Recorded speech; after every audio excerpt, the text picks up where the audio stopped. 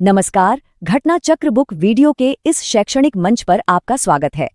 हमारा उद्देश्य है ज्ञान को सरल, स्पष्ट और सुलभ रूप में आप तक पहुंचाना। आइए आरंभ करते हैं अध्ययन और सफलता की इस यात्रा को। नमस्कार। कभी सोचा है कि ये जो दिन रात होते हैं या मौसम बदलते हैं, ये सब कैसे होता है? चलिए, आज हम उन्हीं छुपे हुए नियमों को समझते हैं जो हमारे इस ग्रह को चलाते हैं। देखने में तो हमारी पृथ्वी एकदम शांत और स्थिर लगती है ना? पर सच तो ये है कि ये लगातार एक कॉस्मिक डांस में घूम रही है। तो आखिर वो कौन से सिद्धांत हैं, वो कौन से रूल्स हैं जो हमारे दिनों को, हमारे मौसम को और यहाँ तक कि हमारे पैरों के नीचे की जमीन को भी शेप देते हैं? चलिए मिलकर इस पहेली को सुलझाते हैं।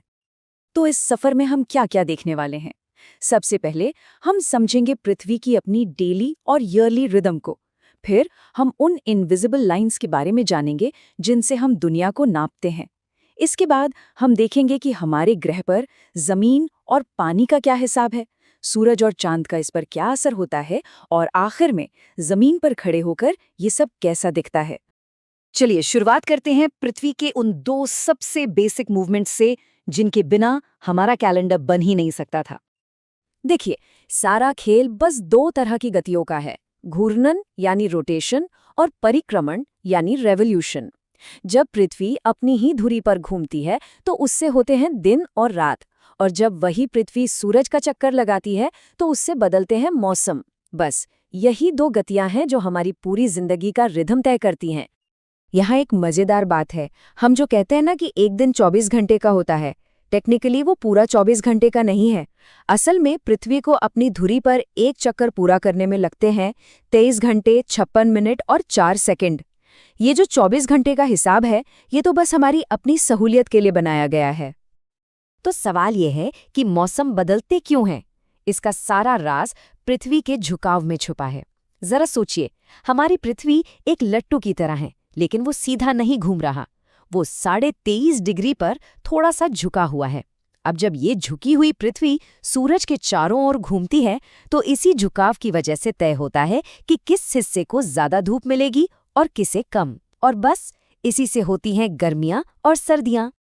इसी सफर में साल में कुछ बहुत खास दिन भी आते हैं, जैसे कि इक्विनॉक्स या विषुव, जब दिन और रात लगभग बराबर लंबे होते हैं।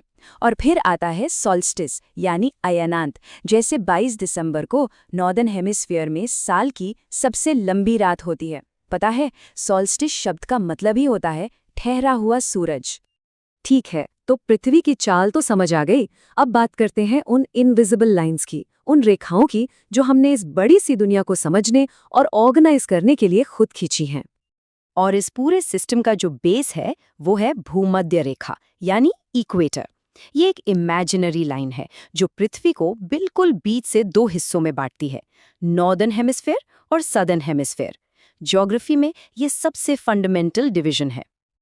और ये सिर्फ नक्शे पर बनी एक लाइन नहीं है, ये तो एक पूरी ग्लोबल जर्नी है।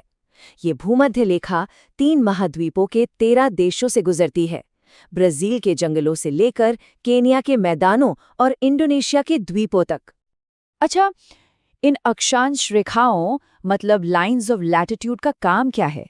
ये सिर्फ नक्शे पर अच्छी लगने के लिए नहीं है, ये असल में किसी भी जगह के क्लाइमेट का एक कोड है, सीधा सा नियम है। भूमध्य रेखा से जितना दूर जाते जाएंगे मौसम उतना ही ठंडा होता जाएगा।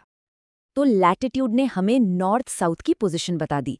अब ईस्ट वेस्ट की पोजीशन कौन बताएगा? वो बताता है देशांतर यानी लॉन्जिट्यूड। और इसका स्टार्टिंग पॉइंट मतलब 0 डिग्री माना गया है इंग्लैंड के ग्रीनविच को। यही वो जगह है जहाँ से पूरी दुनिया का टाइम सेट होता है। ये मैथ बड़ा इंटरेस्टिंग है। ये दिखाता है कि टाइम और लोकेशन आपस में कैसे जुड़े हैं। मान लीजिए 2 घंटे 20 मिनट का फर्क है, यानी कुल 140 मिनट्स। नियम ये है कि हर 4 मिनट का मतलब होता है 1 डिग्री देशांतर। तो बस 140 को 4 से डिवाइड कर दीजिए, जवाब आया 35 डिग्री। मतलब समय के फर्क से ही हम दुनिया में अपनी पोजीशन का अंदाजा लगा सकते हैं। चलिए अब इन इमेजिनरी लाइंस से आगे बढ़ते हैं और अपने ग्रह की असली फिजिकल स्ट्रक्चर को देखते हैं। मतलब वो जमीन और पानी जो असल में इसे हमारा घर बनाते हैं। ये जो चार्ट दिख रहा है, ये एक बहुत बड़ी कहानी बताता है। हमारी पृथ्वी की सतह का करीब 70% हिस्सा पानी है और सिर्फ 30% जमीन। हम असल में एक ब्लू मार्बल, एक पानी वाले ग्रह पर रहते हैं। लेकिन इतना सारा पानी है कहाँ? जरा सोचिए, इसका लगभग 97.2% तो खारे समंदरों में है। करीब 2.15% ग्लेशियर और बर्फ के रूप में जमा हुआ है। और जो भूजल मतलब ग्राउंड वाटर है, जिसे हम आसानी से इस्तेमाल कर सकते हैं, वो तो 1% से भी कम है। अब अगर जमीन की बात करें तो दो मेन शेप्स दिमाग में आते हैं। एक है प्रायद्वीप यानी पेनिनसुला, जमीन का वो हिस्सा जो 3 तरफ से पानी से घिरा हो, जैसे अपना भारतीय प्रायद्वीप। और दूसरा है द्वीप यानी आइलैंड, जो चारों तरफ से पानी से घिरा हो। और दुनिया का सबसे बड़ा द्वीप है ग्रीनलैंड। कभी सोचा है कि हमारे पैरों के नीचे की ये जमीन आखिर बनी किस चीज से है? देखिए, पृथ्वी की ऊपरी परत में जो सबसे आम मिनरल है वो है फेल्ड्स्पार, और लावा से जो एक बहुत कॉमन चट्टान बनती है वो है बसाल्ट। यही सब हमारे ग्रह के बिल्डिंग ब्लॉक्स हैं। अब अपना नजरिया थोड़ा और बड़ा करते हैं। चलिए उन बाहरी ताकतों को देखते हैं जो हमारी दुनिया को आकार देती हैं, मतलब सूरज से आने वाली एनर्जी और चांद का ग्रेविटेशनल पुल।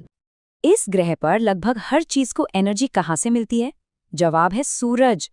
इसी आने वाली सोलर एनर्जी के लिए एक साइंटिफिक टर्म है इंसुलेशन या आतपन। यही वो एनर्जी है जो हमारे मौसम को चलाती है और धरती पर जीवन को मुमकिन बनाती है। और चांद का असर सबसे साफ दिखता है हमारे समंदरों में। जो सबसे ऊंची लहरें उठती हैं, जिन्हें स्प्रिंग टाइड्स कहते हैं, वो तब आती हैं जब सूरज, चांद और पृथ्वी तीनों एक सीधी लाइन में आ जाते हैं। उनकी कंबाइंड ग्रेविटी पानी को जोर से खींचती है। चलिए अब अपने आखिरी हिस्से में नजरिया वापस जमीन पर लाते हैं और देखते हैं कि हम इंसान अपने ग्रह और इस ब्रह्मांड को कैसे देखते और समझते हैं। जमीन पर खड़े होकर भी यूनिवर्स हमें हैरान करता रहता है। जैसे शाम को आसमान में जो सबसे चमकीला तारा दिखता है वो असल में शुक्र ग्रह है। या फिर हमसे 36,000 किलोमीटर ऊपर जियोस्टेशनरी सैटेलाइट्स पृथ्वी के साथ साथ घूम रहे हैं। और दुनिया के एक कोने में अंटार्कटिका, एक ऐसा महाद्वीप है जो पूरी तरह से साइंस और रिसर्च को समर्पित है। तो जब हम पृथ्वी के इन अदृश्य नियमों को समझते हैं, इसके घूमने से लेकर इसके झुकाव तक, तो ये जानकारी हमें यूनिवर्स में हमारी अपनी जगह के बारे में क्या नया सोचने पर मजबूर करती है।